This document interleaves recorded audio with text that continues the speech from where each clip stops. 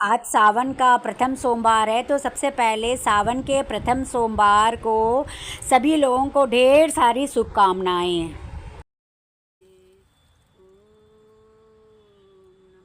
आज सावन के प्रथम सोमवार में मैंने कैसे पूजा अर्चना किया वो मैं बता रही हूँ इस वीडियो के माध्यम से।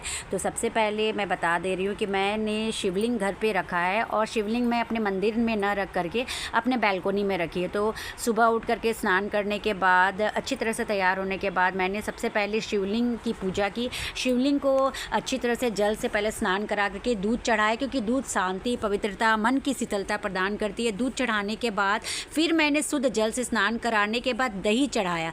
दही सुख, समृद्धि और स्वास्थ्यता की वृद्धि करती है हमारे जीवन में। दही चढ़ाने के बाद फिर से शुद्ध जल से स्नान कराया और फिर मधु चढ़ाई। मधु से मधुरता और सकारात्मकता हमारे जीवन में आती है। मधु से स्नान कराने के बाद सिंपल जल से स्नान कराए, क्योंकि कभी भी दूध, दही, मधु किसी भी चीज़ का से लेप लगाने के बाद, स्नान कराने के बाद जल से ज़रूर स्नान कराए, उसके बाद ही फिर दूसरी चीज़ चढ़ाएं। फिर मैं घी चढ़ाती हूँ और घी चढ़ाया क्योंकि घी आरोग्यता देती है, हमारे जीवन में तेज लाती है, समृद्धि लाती है। और फिर से जल चढ़ाने के बाद मैंने शक्कर चढ़ाया, जो जीवन में मिठास लाती है, सुख शांति लाती है, पारिवारिक प्रेम लाती है।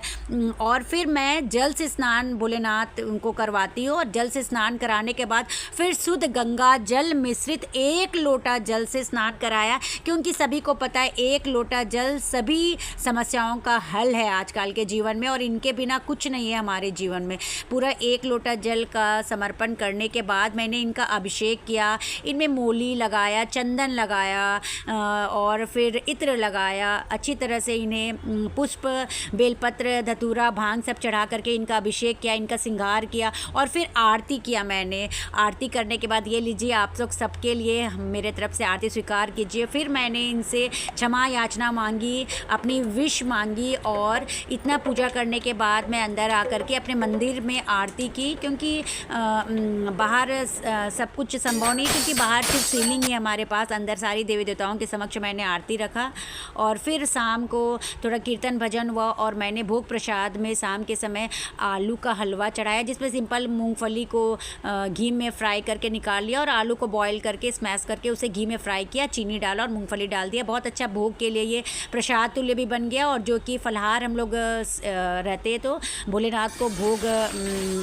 लगा करके फिर हमने थोड़ा सा भजन कीर्तन को कंटिन्यू किया। और भजन कीर्तन करने के बाद शाम की आरती हुई और शाम की आरती होने के बाद जिसमें कि धूप दीप सब जलाया। और ये जो मैंने धूप लिया है ना, ये गोईठा मतलब गाय का ही बना हुआ है, जो कि खाली आजकल मिलता है कप। और इसमें मैंने अपना जो धूप बनाया वो डाली। और अगर आप लोग को चाहिए कि क्या क्या मिला करके बनाया तो कमेंट ज़रूर करें, मैं बताऊंगी।